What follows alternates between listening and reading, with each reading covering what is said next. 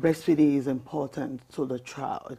It's good to know that breastfeeding is the singular, very effective, efficient source of nutrition for the baby survivor. It's a good start. In fact, to me, breastfeeding is that connection from in utero to the outside world, because that is the first contact. The mother delivers this baby, you take the baby to the mother, and you start what we call early initiation of breastfeeding. So where you put the baby to breast within the 1 hour of life. That is a good start. That is a good beginning. And that is building a survival blocks. So that alone will help the baby to know that, look, you are in another realm. And the first thing you need to get used to is the breast milk. So beautiful. And I used to say that for a child to really fulfill their potential, not just to survive, it's begin with breastfeeding. And that is why every one of us we are all stakeholders. Right from inception, when we look at the continuum of care, as soon as that mom is pregnant, as soon as pregnancy is confirmed, the journey has begun, the journey has started. And to ensure that this baby, because we need to know that more than 40% of under 5 mortality is associated to malnutrition. So if that huge amount is contributing to mortality, so you know that breastfeeding is fundamental to the survival, to thriving, to the growth, to the cognitive, for the way the baby responds, to the way the baby reacts at the end of the day, and even the way the baby handle infection. So it empowers the baby. It prepares the baby. It's unlike what my colleague said, that breastfeeding is actually the first vaccine. So it prepares the baby. And you know what? It's so magical that once the baby is initiated on breastfeeding, it also helps the intestine to adjust to that particular meal and help them to pass what we call meconium, the first two that the babies have. And again, it's also, for me, it serves as also a diagnostic approach, because when I look at the newborn, within 6, 9 hours, 24 hours, and the baby has not passed that black stool, I begin to wonder what is happening. So that is a trigger for me. Thank you very much. Thank you very much, Oluwumi. Now, back to you, Mr. Khan. So much has been said about the benefit that breastfeeding has for the baby. Now, earlier you mentioned something that is also important for the mother, the community, and the rest of them. So can you tell us, what are the benefits inherent in breastfeeding for the mother? Well, I mean, I would just continue what colleagues said. It's such a miraculous food or miraculous thing for a baby and mother. Because if you look at naturally, if we don't talk about the human being, any babies of animals, what they do get is the breast milk from the mother. For us, even as a human being, that is the first vaccine, first hug, first form of pure love between babies and mother. Now, in terms of the benefits for the mother, first of all, when mother starts to breastfeed their baby, what happens, it creates some sort of bonding. So it releases some kind of hormones, among the mother, which is very beneficial for their health, because it's a postpartum period. So it also prevents the postpartum depression. It's try to also help in bringing the uterus in in good shape. Then it also prevents in birth spacing, because because of breastfeeding. And then it has also a benefit to it prevents from ovarian cancer, it prevents from breast cancer. So it has a wide range again of like, I actually wanted you benefits. to say, I want to hear that from me because I've heard quite a lot of persons say that breastfeeding prevents cancer. Oh yes, For women. yes, So yes, I that's just- true. Okay. Many like studies which have been done, and I would say that breastfeeding is one of the area which has been mostly researched from wide angles, and from every possible angles, it has shown the positive effect on babies and the mother. Having said that, how often should a mother breastfeed a child? And at what point should she stop? Oh, okay. I think that is a brilliant question. How often do we as Nigerian women, start breastfeeding? So, like I said, we start with the early initiation of breastfeeding. That is a good start, right? And that should be established within 1 hour of birth. Federal Ministry of Health has alluded to that. Now, from that, there's a transition from that early breastfeeding to exclusive breastfeeding. And that takes us from that initiating or putting the baby to breast from 1 hour to 6 months. So which means that this breast milk is adequate, is sufficient for the baby within that 0 day to the 6 months. Now, moving away from there is what we call complementary feeding. Complementary in the sense that, yes, the iron is not enough, the baby is having a lot of energy, is playing, is grabbing, and all of that. So the breast milk is no longer sufficient.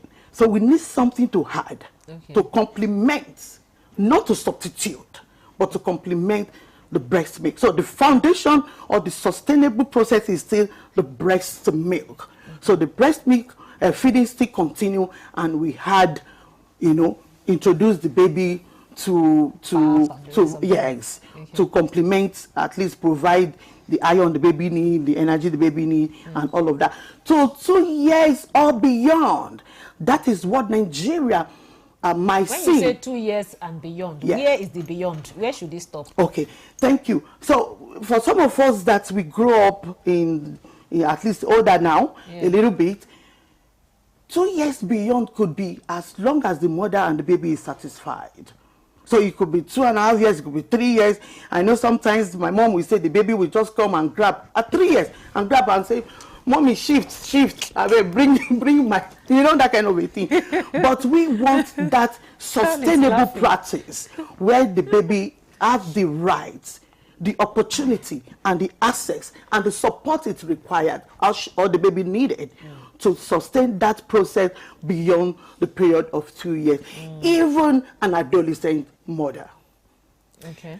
Let me try to rephrase what she said, because it's WHO and UNICEF who, has this, provided this guidance or the recommendation globally, and Federal Ministry of Health and Social Welfare has a very strong policy and guideline to promote, protect, and support breastfeeding. Now, since we are talking with the wider public, I will try to summarize in a way which would go very easily. So what I tend to call it 3E. So the first E is early initiation of breastfeeding. When the children is born, I know in this country we are trying to improve the institutional delivery. So a still majority of birth happens at home. Nevertheless, the moment child is born, that baby needs to be put in touch with the mother, what we call it kangaroo mother care, skin to skin contact.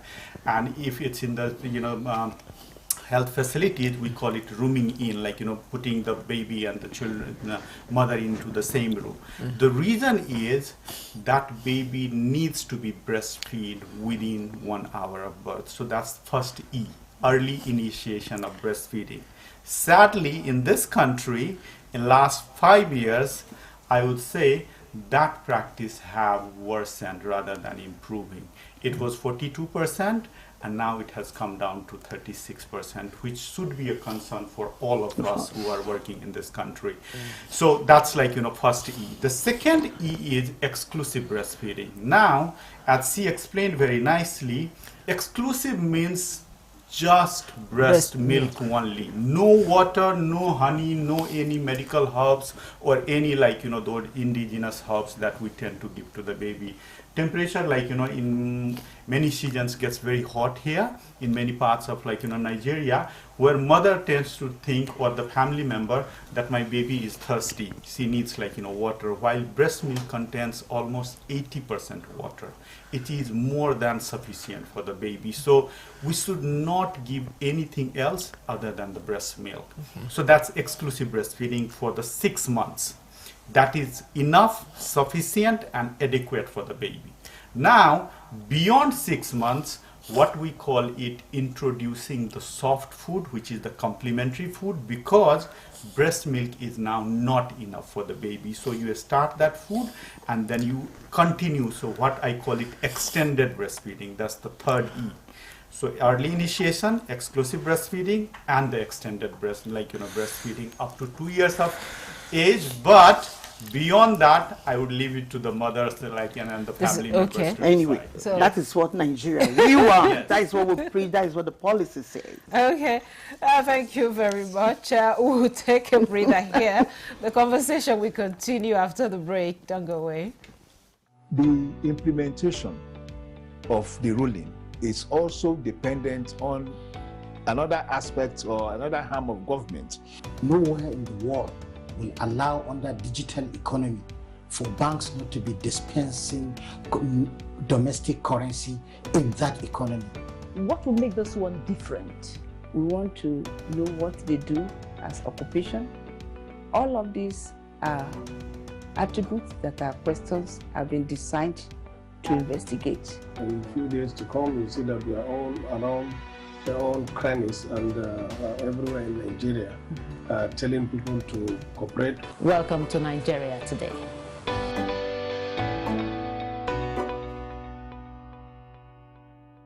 Welcome back. This is still Nigeria Today, and we're looking at sustainable support system for breastfeeding. And of course, I have a lady and a gentleman here in the studio for the conversation.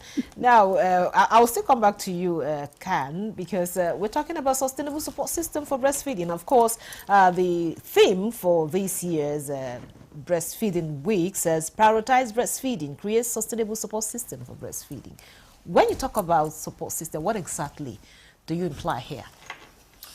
As I said, we as someone who works in this field, we do the program or the intervention which we would want to promote, protect, and support breastfeeding. Now, when we are talking about all these three words, the mother is at the center because she is the one who is supposed to breastfeed their baby. Now, let's look at, we are talking about early initiation, exclusive breastfeeding, extended breastfeeding, but just by saying to the mother is not going to be enough, because we need to create that environment, that system which is supportive for the mother, and it should start from the family at the household level. What does that mean?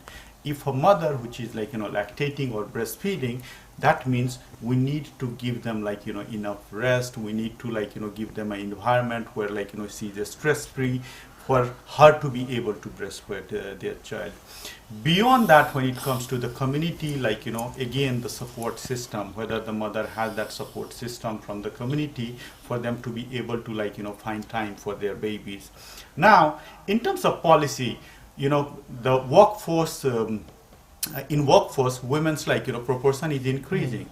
That means women who has recently given birth and breastfeeding and lactating, it's supposed to go to work and also make sure that she continues or breastfeed their baby. So we need to provide that kind of support system where the mother comes at the workplace, have the breastfeeding corner, or maybe I would say many states, in fact, in this country, I think 12 states have already adopted this law, maternity protection law, where they are giving 6 months of maternity leave, and that leave is so crucial at that period of time because it gives mother enough time for them to do. Now, if you go to the public places, we don't see breastfeeding creches at the airport, at the bus park, or any other public place.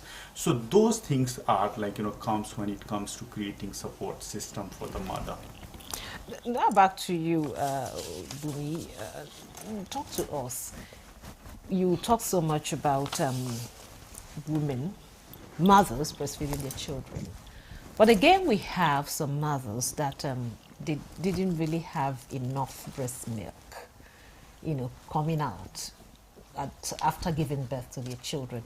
Some even had like twins, triplets, quadruplets.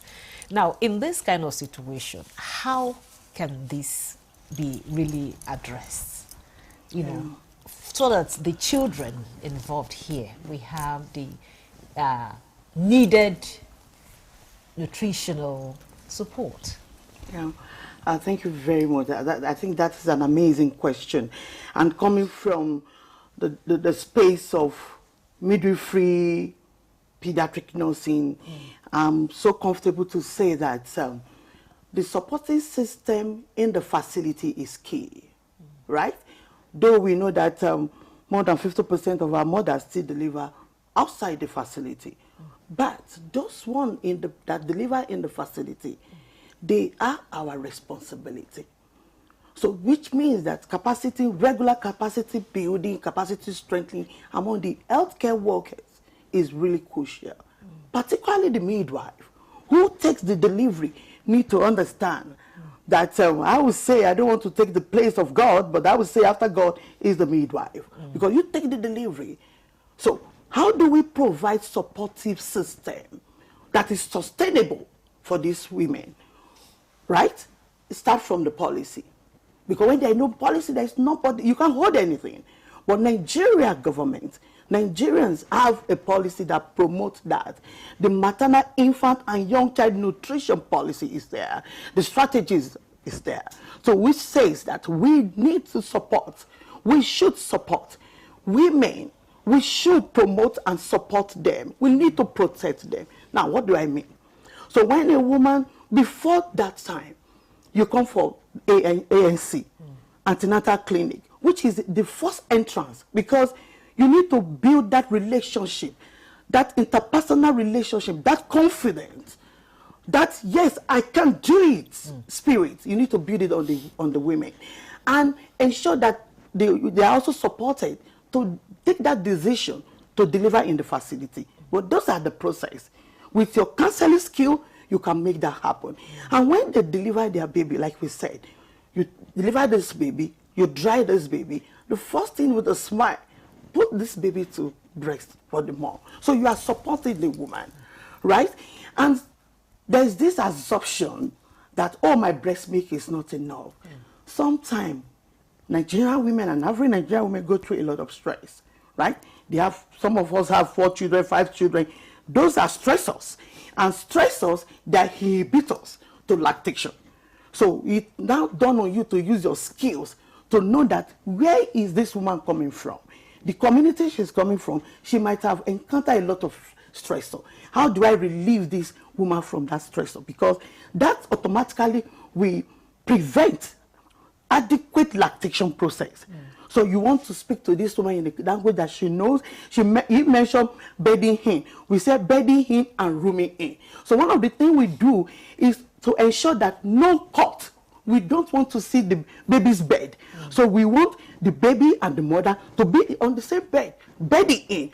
Put both of them together. Support them. And help them sometime when you need to work on the nipple. Because sometimes the women have different type of nipple, inverted nipple, flat nipple. So these are other things you need to also consider as a midwife to help them to see that they are able to breastfeed their baby. And a good communication skill that will make that woman to trust you and believe in whatever you are saying. Sometimes they go in special care baby unit. They bring a baby to me and I said, look, this baby is healthy. You don't need to bring the baby to SCBU. I grabbed the baby and took the baby back to the mother in line inward. All I need to do is to talk to the mother, wash my hand, and do some massaging. Because the oxytocin, the hormone that makes the breast milk, because the breast milk is there. Sometimes you see, and God, why is it not coming out? So you help the mom, massage the back, to the down and the breast, and allow her to relax, and be happy with herself. At times she will say, can I sleep? So why not? Sleep. And by the time she wake up, she put the baby, and you also help her to express. Sometimes they don't even know how to do it. Like those moms that have their baby the first time that we call depriving. So we need all this support system, not a system that is hostile, that is going to scream and shout on the mom. So all of that put together, I think it will help the mom to have confidence in herself, because that is key. Olubumi, it's a delight listening to you, because if I listen to you, we won't end this program today. Even Khan is smiling. You agree with me, yes. right? You agree with me. So the brilliant point. Yes. It's so crucial. Thank you very much. Thank you very much. That was Comrade Olubumi Lawal Ayedu, pediatric nurse and midwife. She's committed to the well-being of children and their mother, just like she displayed right now with everything she has told us. Thank you so much for coming on the program. And we had Sumit Khan, nutrition manager, diet and practices, UNICEF. Thank you so much for coming to the program.